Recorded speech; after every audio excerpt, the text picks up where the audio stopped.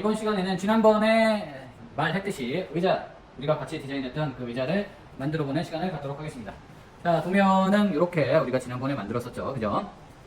이거 도면을 그려서 출력을 했고요. 그 다음에 필요한 재료의 개수를 쭉 적었습니다.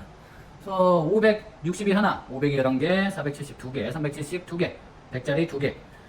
이니까 이걸 대략적으로 계산해 봤을 때 얼마나 필요하냐. 물론 여기 가로 세로 요거는 3cm, 3cm 였었죠. 3mm, 3mm, 30mm, 30mm짜리 각재를 요 길이로 몇 개씩 필요한지에 대해서 적어 놓은 거고요.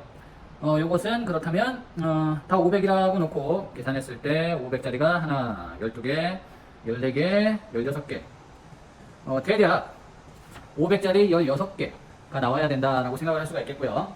그러면 8m, 그죠? 3cm, 3cm짜리의 각재를 8m 정도 만들어주면 우리가 원하는 요 의자를 만들 수 있는 원하는 그 재료를 다 재단할 수가 있겠구나 라고 생각해 볼 수가 있겠습니다. 근데 뭐 우리가 이렇게 딱딱 맞게 재단이 되는 게 아니니까 여유있게 9m 정도 우리가 만들어 놓고 시작을 해주면 되겠죠. 그렇다면 재료는 요거를 쓰겠습니다. 나무는 요거 메이플을 사용하도록 하겠습니다. 자, 크기를 한번 재볼까요? 자, 쟀더니 2200, 여러분들은 잘 안 보이겠지만 2200 정도가 이렇게 나오고요. 요 폭을 한번 재봤더니 16cm가 나오네요. 16cm가 나오니까 3cm, 3cm, 3cm 이렇게 하면은 5줄이 나오겠네요. 그죠? 5줄 정도 나올 것 같습니다. 5줄이 나올 수 있을까요? 5줄이 아쉽게 안 나오겠네요. 그죠? 왜냐하면 톱날 두께가 있기 때문에 좀 아쉽습니다. 조금만 길었으면 5줄이 나왔을 텐데 이거 4줄밖에 안 나오겠네요. 4줄. 그러면 요것만 한 8m 정도 만들 수 있겠다라고 생각할 수가 있겠죠. 요걸 가지고 거의 다 자를 수 있겠네요. 거의 운 좋으면 다 자를 수도 있고 거의 여기에 필요한 재료를 요 한 장짜리로 이 목재 하나로 다 해결을 할 수도 있겠습니다. 부족하면 조금 더 추가할 수가 있겠고요. 자, 첫 번째 작업은 우리가 목재를 사면 원래 요 넓은 면도 까칠까칠한 경우가 있지만 이거는 넓은 면이 가공이 되어 있는 상태고요. 그 다음에 요 옆면을 봤더니 옆면은 가공이 잘 안 됐어요. 화면에 잘 보이실지 모르겠지만 거칠거칠하고 울퉁불퉁합니다. 그러니까 이쪽 부분만, 이 좁은 쪽 부분만 수압 대패로 한 면을 정리를 해줘야 되겠습니다. 그죠? 한 면을 정리해주고 그 다음에 테이블소로 이 정리된 면을 얘가 만약에 테이블소 조기대라고 치면 만약에 여기를 정리했다라고 치면 이 정리된 면을 이 조기대에 붙여놓고 앞으로 쭉 진학하여 완벽하게 잘리겠죠. 수직이 맞은 상태에서 잘릴 수가 있겠죠. 그래서 한 면만, 이쪽 한 면만, 반대면은 둘 중 한 면만 하면 되겠죠. 한 면만 해놓고 조기대에 맞춘 상태에서 지나가면 완벽하게 재단을 할 수가 있겠습니다. 자, 그리고 여기 보시면 요 면이 지금 봤을 때는 되게 일자 같아요. 반듯하게 가 있는 것 같지만 여기 기준대에다가 놓고 보시면 보이나요? 여기 막 사이 떠 있는 거 보입니까? 네, 여기는 맞아요. 네, 여긴 떠 있어요. 사실 여기 끝까지 떠 있네요. 그죠? 그냥 안 맞는다는 뜻이거든요. 결론적으로 여기는 맞고 여기는 붙었고. 그래서 이게 수평이 아니다. 이게 맞는 것처럼 보이지만 수평이 아니기 때문에 이 수평을 맞춰주는 작업을 하는 거예요. 이 상태로 그냥 테이블소에 갖다 대보면 어디는 맞고 어디는 뜬다는 건 뭐냐? 안 맞는다는 거잖아요. 치수가 쭉 길게 가면서 어디는 3cm가 정확한데 어디는 2.7, 어디는 2.9 이렇게 돼버리기 때문에 한쪽 면을 맞춰주고 난 다음에 테이블소 작업을 해줘야 완벽하게 잘린다는 이야기가 되겠죠. 그래서 이 수압 대패가 필요한 겁니다. 이 작업 없이 바로 테이블소를 하면 제대로 맞을 수가 없기 때문이죠.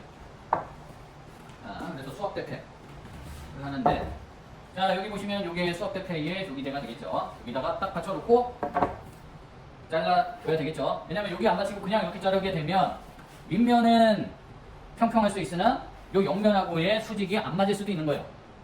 밑면은 평평한데 여기하고 이렇게 붙을 수 있는 거죠. 사선으로. 이렇게 세모, 사다리꼴 모양이 돼버릴 수가 있는 겁니다. 눈에는 안 보이지만 이대로 자르게 되면 여기에 붙이면 되지 않게 되면 그렇게 되고요. 또 주의해야 될 거는 여기 밑에 톱밥이 좀 많은데 이런 톱밥이 쌓이게 되면 이런 것들도 두께에 영향을 끼치거든요. 이런 거 없이, 바닥에 깔리는 거 없이 작업을 해주시면 되겠습니다. 자, 좀 치워놓고 이제 작업을 해보도록 할게요. 자, 이 작업 중에는 톱밥이 많이 좀 얼굴 쪽을 튀기 때문에 부안경을 착용한 후에 작업을 해주시는 거, 작업하는 거를 추천하겠습니다. 추천이 아니라 그렇게 해주셔야 돼요. 안전을 위해서.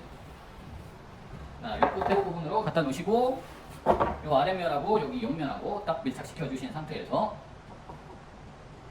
작업을 해주시는데 그 다음에 일단 둘 중 하나만 작업을 하면 된다라고 했었잖아요. 그러면 그 중에서 좀 더 평평해 보이는 거를 해주셔야 작업을 좀 덜 하겠죠. 왜냐면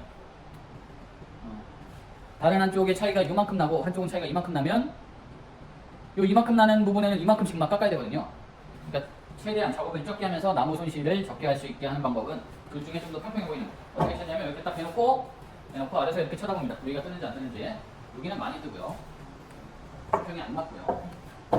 놓고 해보면 여기도 안 맞네요. 둘 다 좀 안 맞는 편입니다. 둘 다 안 맞는 편이지만 한번 해보도록 할게요. 이 상태에서 해보도록 하겠습니다. 이 상태에서 작업 시작해보도록 하겠습니다. 붙여놓은 상태에서 파란색 버튼을 눌러서 초록색 버튼을 눌러서 전원을 작동시키시고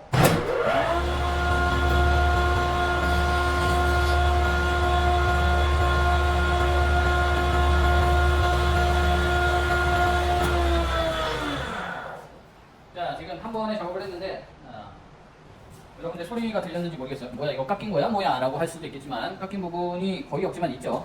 지금 뭐 보여주려고 톱날을 조금 살짝 약하게 했기 때문에 살짝밖에 안 깎였는데요. 여기 보시면 여기는 맨들맨들하게 바뀐 거를 볼 수가 있겠고요. 다른 데는 가공이 안 된 상태죠. 그러니까 이거를 한 번의 작업으로 끝내는 게 아니라 이거를 되게 여러 번 해야 돼요. 안 맞으면 안 맞을수록 더 많이 해야 되는 거죠. 계속 왔다 갔다를 많이 해주셔야 되는데 전부 다 이 맨들맨들한 모양으로 바뀌게끔. 이 맨들맨들한 모양은 여기 면하고 느낌이 비슷합니다. 요 면은 거의 요 면처럼 다 되게끔 여기 면이 계속 반복적으로 작업을 해주셔야 되겠습니다. 여기가 제일 넓은 면이었고 나머지가 그러니까 지금 일자인 것처럼 보이지만 거의 하나도 안 맞는 거였어요. 근데 지금은 날 두께를 얇게 해서 조금밖에 안 깎였지만 날 두께를 조금 더 깊이 하면 좀 더 여러 군데 이렇게 가공이 되겠죠. 그리고 지금 문제점이 하나 있는데 이게 너무 길다 보니까 저쪽 집진기에 부딪혀가지고 이게 너무 길어서 지금 우리 작업장이 좁으니까 작업이 좀 안 되고 있네요. 그러니까 조금 더 먼저 이걸 해야 되겠지만 좀 잘라서 짧게 만든 후에 다시 수압 대패 작업을 하도록 하겠습니다. 자, 수압 대패가 아까 너무 긴 거를 해서 긴 걸 했더니 저기 보이는 저 집진기 얘에 걸려서 더 지나가지 않았죠. 작업장이 좀 좁아서 문제가 있었고요. 원래는 이 수압 대패를 먼저 하는 게 맞지만 이렇게 잘라놓고 하셔도 상관이 없습니다. 이게 더 뭐 어쩔 때는 더 편하기도 하죠. 일단은 요게 수압 대패 작업이 빠르게 진행이 되고요. 길쭉한 걸 하게 되면 또 수평이 요만큼 1m짜리에서 안 맞을 때는 요만큼 안 맞을 수 있지만 이게 길어져서 한 3m짜리다. 그러면 잘라서 하면 요만큼만 맞을 거를 긴 거는 이만큼만 맞을 수도 있거든요. 이건 좀 오바고 이 정도. 그러면 짧은 쪽에 이만큼을 갈아내야 되는 거예요. 얇은 쪽에. 이렇게 작게 했을 때는 요만큼 갈아낼 수 있는 거를 긴 거를 하게 되면 그거 안 맞는 폭이 크다면 물론 많진 않지만 그러면 이만큼 갈아낼 거를 이만큼 갈아내야 될 수도 있는 거죠. 과정에서 표현하자면. 그러면은 나무도 아깝고 작업 시간도 오래 걸리고 뭐 그런 단점들이 있기 때문에 이렇게 대략적으로 잘라놓고 작업을 하셔도 되겠습니다. 그럼 여기 한 면을 요만한 나무에 이 한 면을 계속 작업하는 모습을 보여드리도록 하겠습니다.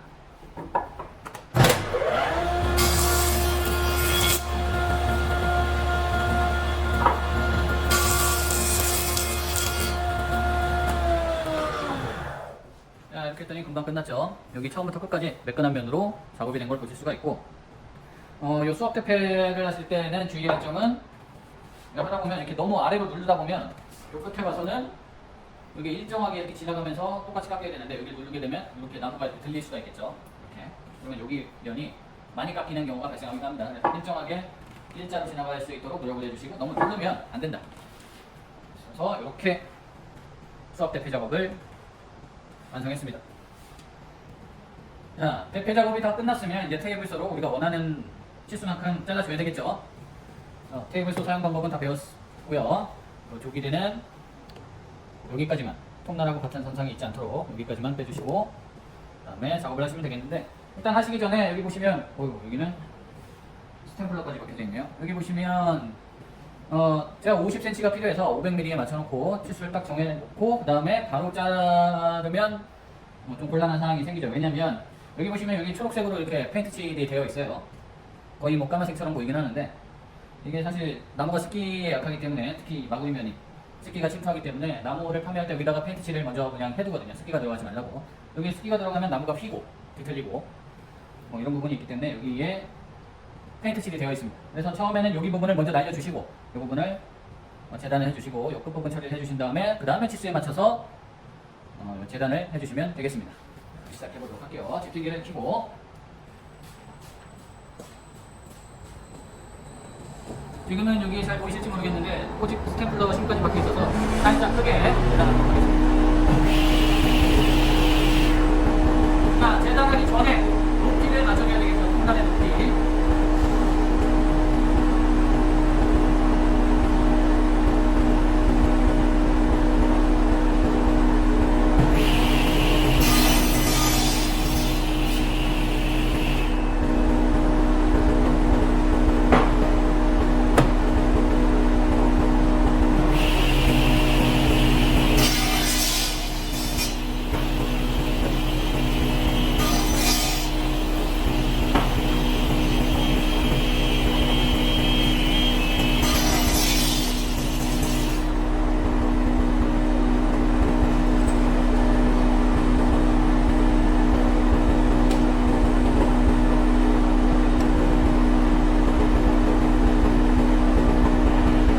자, 이렇게 재료를 손질을 해놨으면 이쪽 면이 사실은 거칠긴 합니다. 나중에 이 자동 대패로 이쪽을 살짝 밀어줄 것까지 계산을 좀 해서 하도록 할게요. 여기 보시면 거친 부분이 좀 보이시죠? 톱 자국이. 사실 저 수압 대패 톱을 좀 가른 다음에 날카롭게 가른 상태여야 되는데 지금 좀 날카롭지 않은 상태일수록 이런 톱날 모양이 좀 나옵니다. 나중에 지금 날카롭지 않은 상태인데요. 어쨌든 이렇게 되어 있고 한 부분을 나중에 헷갈릴 수 있어요. 이렇게 동그라미로 표시를 전 했고요. 이 동그라미 표시한 부분과 이쪽 면이 요 조기대면이 일치하게 된 상태에서 작업을 해주면 되겠죠.